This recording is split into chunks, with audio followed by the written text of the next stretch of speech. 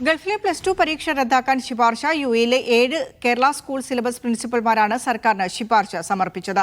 ഔദ്യോഗിക പ്രഖ്യാപനം തെരഞ്ഞെടുപ്പിന് ശേഷം വിദ്യാർത്ഥികളുടെ ഉപരിപഠനത്തെ ബാധിക്കാത്ത വിധം പരീക്ഷാഫലം പ്രഖ്യാപിക്കണമെന്നാണ് ആവശ്യം. ഷിനോജ് ഷംസുദ്ദീനാണ് വിശദാംശങ്ങളുമായി ചേരുന്ന. ഷിനോജ്, എന്താണ് പ്രിൻസിപ്പൽമാർ ഇങ്ങനെ ഒരു ആവശ്യം ഉന്നയിക്കാനുണ്ടായ ഒരു സാഹചര്യം?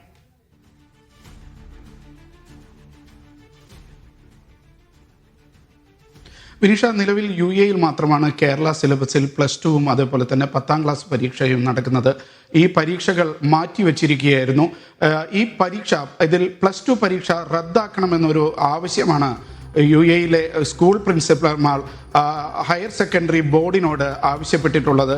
7 സ്കൂളിലെ പ്രിൻസിപ്പാൾമാരും ഒരേ സ്വരത്തിൽ ഈ ആവശ്യം ഉന്നയിച്ചിട്ടുണ്ട് എന്നാണ് മനസ്സിലാക്കുന്നത്. പ്രത്യേകിച്ച് യുഎയിലെ വിദ്യാർത്ഥികളുടെ അവസ്ഥ വളരെ മോശമാണ്, രക്ഷിതാക്കളുടെ അവസ്ഥയും വളരെ മോശമാണ്.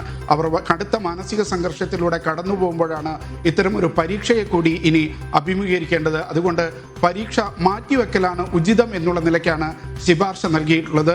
ഇതിൽ പരീക്ഷ മാറ്റിവെക്കാനുള്ള തീരുമാനം ഇലക്ഷൻ കഴിഞ്ഞതിന് ശേഷം ഏപ്രിൽ 9-ന് ഇലക്ഷൻ കഴിഞ്ഞതിന് ശേഷം ഏപ്രിൽ 10-നോ അത് തുടർന്നുള്ള ദിവസങ്ങളിലോ ഔദ്യോഗികമായി +2 ഹയർ സെക്കൻഡറി ബോർഡ് പ്രഖ്യാപിക്കുമെന്നാണ് നമ്മൾ മനസ്സിലാക്കുന്നത്.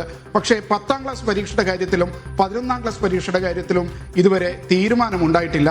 +2 പരീക്ഷയുടെ കാര്യത്തിൽ പ്രത്യേകം ശ്രദ്ധിക്കണമെന്ന് പ്രിൻസിപ്പൽമാർ ആവശ്യപ്പെട്ടിട്ടുണ്ട്. കാരണം വിദ്യാർത്ഥികളുടെ ഉപരിപഠനത്തെ ബാധിക്കുന്ന ഒരു കാര്യമാണ് +2 പഠനത്തിൻ്റെ പരീക്ഷാഫലവും മൂല്യനിർണ്ണയവും. അപ്പോൾ മൂല്യനിർണ്ണയം ഇക്കാര്യത്തിൽ പരീക്ഷ റദ്ദാക്കുമ്പോൾ എങ്ങനെ വേണമെന്നുള്ള കാര്യത്തിൽ സർക്കാരാണ് തീരുമാനമെടുക്കേണ്ടത്.